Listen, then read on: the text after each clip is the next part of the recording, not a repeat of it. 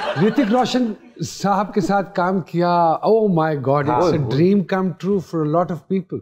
It is. I was not aware about that thing. मुझे नहीं था पता कि ऋतिक रोशन है। अच्छा? मुझे एक दिन आप समझे राकेश रोशन है उसके अब्बू। मैं यूनिवर्सिटी में थी उन दिनों में और मुझे कॉल आया कि अच्छा एक छोटा सा कैमियो रोल है तो उसके लिए आना है। मुझे लगा शूट है, अच्छे एक स्टाइपेंड मनी मिल रहा है, एक दिन का काम है, चली जाती हूँ। अलेन में यूए में वहां पर पिक्चराइजेशन हो रही थी मोहनजोदारो फिल्म की। Okay. And I went over there और मुझे आइडिया नहीं था। नहीं तो आपको ऋतिक रोशन के बारे में नहीं पता था कि एक्टर है, हीरो है? नहीं मुझे पता था, लेकिन वो मोहनजोदारो के हवाले से नहीं पता। अच्छा, मोहनजोदारो के हवाले उसमें हीरो कौन है या इस तरह क्या है। तो एक सीन था जिसमें गाड़ी में बैठकर जाना है, तो जब हम बैठे तो एक बड़ा सा आदमी आ रहा है and I was like shivering कि अच्छा ये तो ऋतिक रोशन है हमारे। एंड दैट सीन उसमें वो मेरे साथ आकर बैठते हैं और ऐसे क्या नाम है वो गाड़ी चलाते हैं और मुझे डरना था और मुझे एक डायलॉग बोलना था कि आगे से तूफान आ रहा है, यहाँ से हम वापस चलते हैं। ये एक डायलॉग था मेरा। But the feeling was unacceptable. तो आपके अंदर क्या तूफान था उस सीन में? वो तूफान बयान नहीं कर सकते। हाँ, ये तूफान बताए ना थोड़ा सा। वो तूफान ये था कि एक हमारे टाइम लार्जर देन लाइफ वाली बात हो जाती है। क्या बात है? बात वही ना भाई, आजकल की लड़कियां अपना हर दिन रोशन देखना चाहती है, लेकिन रोशन से पहले ऋतिक का होना जरूरी है। और ऋतिक रोशन तो उनसे कोई वैसे बात हुई? वैसे कोई बात हुई? आपने कहा हेलो, बस इससे ज्यादा नहीं। हेलो उन्होंने कहा, आपने कहा हेलो, उन्होंने कहा हेलो। हेलो एक्चुअली में अच्छा उंगलियां गिनी हुई हैं। हेलो। प्रोडक्शन कंपनी भी आपकी है अपनी? हाँ जी। मैं वो भी हैरान हुआ कि इतने सारे काम आप करें माशाल्लाह। मीरा साहिबा के साथ भी माशाल्लाह फिल्म की, क्या कंपैरिजन, कहाँ ऋतिक रोशन और कहाँ हमारी मीरा। ये ऋतिक और हमारी एक्सप्रेशन तो चेक करें, मीरा के नाम पे हंस रही हैं। मुफ्ती साहब कभी हुई मीरा नाल मुलाकात? हुई होगी, याद नहीं। मीरा साहिबा जो है चूँकि सैयदजादी हैं तो इसलिए दीनी मसाइल के हवाले से उनका आती रहता है। जो उनका एक निकाह का खास मसला है, उस मसले को मैं भी बड़े हिकमत के साथ हल करने की कोशिश कर रहा हूँ। तो निकाह हो गया सर? ये किताब आपने उसके बाद तो नहीं लिखी? अक्स फिल्म में उनके साथ। जी। हाँ जी, तो वो थोड़ा सा एक्सपीरियंस बताइए। उसमें एक सुपरस्टार का रोल था जो मीरा। अभी ऑनर तो नहीं गई अक्स फिल्म? नहीं वो रिलीज नहीं हुई। प्रोड्यूसर का कुछ इशू था। बट एनीवेज उनमें वो एक सुपरस्टार का रोल प्ले करी थी और वो एक हॉरर फिल्म थी और उसमें मैं पोजेस्ड हो जाती हूँ। सो मेरा रोल ये था। सो मीरा के और मेरे कुछ सीन साथ में थे और she became very friendly from the day of works. और उस वजह से मैं उनके जिस तरह वो बोलते हैं, उनकी पर्टिकुलैरिटीज जो होती हैं वो मैं मिमिक्री की उनकी आपने? बहुत दफा। तो कुछ ऐसा कोई ट्रेलर दिखाएंगी? हेडिक हो रहा है मेरे सर में, मुझे समझ नहीं आ रही। मुझे बुलेट ला दो, बुलेट ला दो, मैं खाऊंगी और मेरी तबीयत ठीक हो जाएगी। बुलेट ला वो ऐसे उनका हट। आपको क्या लगता है कि वो जानबूझ के गलत अंग्रेजी बोलती हैं या उनकी है ही गलत? उनकी इंग्लिश बहुत अच्छी है। I think that has been made. I think वो एक दो दफा वायरल उसकी वजह से हुई है, तो उन्होंने थ्रू आउट इस चीज को कंटिन्यू करना पसंद किया। उन्होंने काम ही बना लिया ये। हाँ जी। वो तो हिंदुस्तान के और कौन कौन से अदाकारों के साथ काम करने का मौका मिला जी?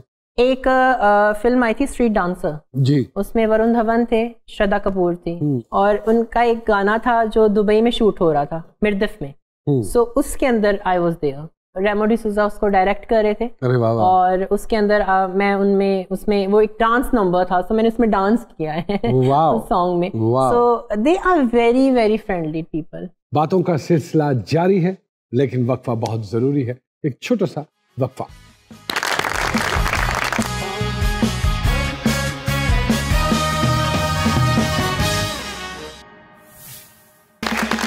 वेलकम बैक टू जी सरकार। और आगे क्या है जी पाइपलाइन में? आप सुना थाईलैंड भी जा रही है किसी इवेंट को लेकर, वो क्या है? Would you like to tell us? I would definitely tell you that Pakistan को रिप्रेजेंट करने के लिए मैं मिस इंटरनेशनल क्वीन में जा रही हूँ। जिसमें अभी तक पाकिस्तान से कोई नहीं गया, जिसको मैं रिप्रेजेंट, जिसमें मैं पाकिस्तान की सैश पहनकर उस स्टेज पर जाकर रिप्रेजेंट करूंगी, परफॉर्म करूंगी। एंड देन इंशाल्लाह मैं अपनी एक किताब लिख रही हूँ। Really? अपनी ऑटोबायोग्राफी। अरे वाह और बहुत जरूरी है। कितने पेज की होगी? 300। हमारी दुआ है कि अल्लाह पाक आपको उसमें कामयाब करे, क्योंकि वो किताब can be a great eye opener for a lot of people living in Pakistan ji. बहुत सारी तालियां। क्या बात।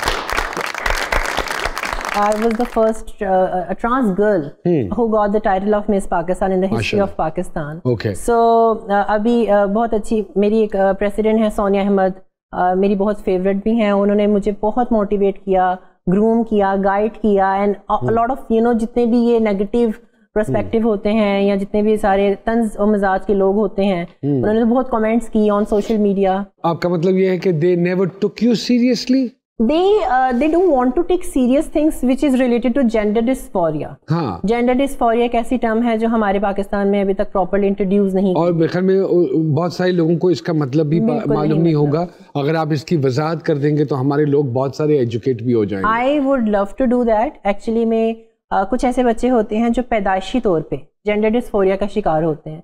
जस्ट लाइक एनी अदर, जो भी कोई बीमारी के साथ पैदा होता है बच्चा मेडिकली, और उसको जब एनालाइज किया जाता है through doctors, through psychiatrist, through physiotherapist, और उसके बाद जो हमारी हार्मोन्स की जो मेडिकल टीम होती है, जब उनको पता चलता है कि इसके हार्मोन्स जो हैं वो कम्प्लीटली दूसरे जेंडर की तरफ अलाइन है, तो वो पेरेंट्स को ये आगाह करते हैं कि बहुत जल्दी एज में आप इसकी जो है ना सर्जरीज करवा दें, इसका जेंडर अलाइन करवा दें, otherwise it's gonna be a disaster.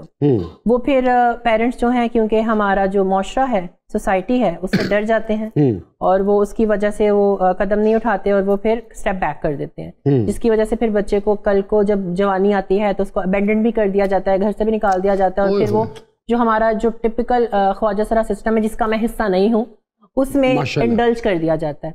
उसके बाद फिर वो आपको पता है गुर्बत और धक्के खाने and all that, but by the grace of God, Allah की तरफ से मेरे पेरेंट्स ने मुझे बैचलर्स की तालीम. क्या ये सब कुछ पाकिस्तान में हुआ या दुबई में हुआ? पाकिस्तान में हुआ. अच्छा, पाकिस्तान में हुआ. It all happened in Pakistan, and by the very early age मैं दुबई चली गई थी.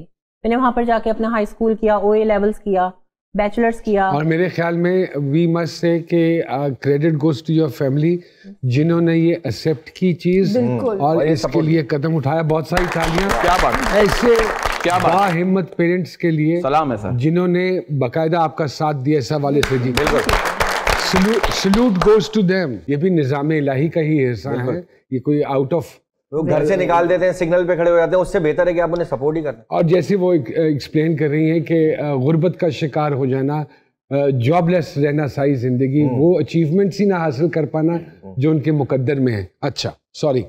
सो दो कॉन्सेप्ट अलग अलग बने हुए हैं यहाँ पर हमारे. एक ख्वाजा सरा है और एक है ट्रांसजेंडर.